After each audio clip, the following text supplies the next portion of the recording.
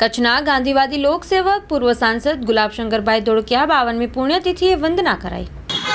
શ્રી ગુલાબશંકરભાઈ ધોળકિયાની 52મી પુણ્યતિથિ નિમિત્તે આજે એમની પ્રતિમાને હારારોપણ કરવામાં આવ્યું। એ આપણા પૂર્વ સાંસદ હતા અને એમની સેવાકીય કાર્ય આજની તારીખમાં પણ આપણે લોકો એમને યાદ કરીએ છીએ અને એના પરિવારજનો સાથે અને સૌ એમના મોવડી મંડળો સાથે આજે એમની પ્રતિમાને હારારોપણ કરવામાં આવ્યું।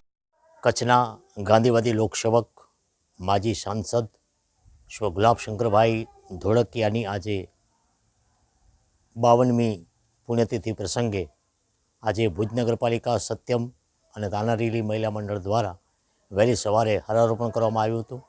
તેમજ ભુજ શહેરના અલગ અલગ વિસ્તારોમાં બાળકોને અલ્પાહાર કરવામાં આવ્યો હતો।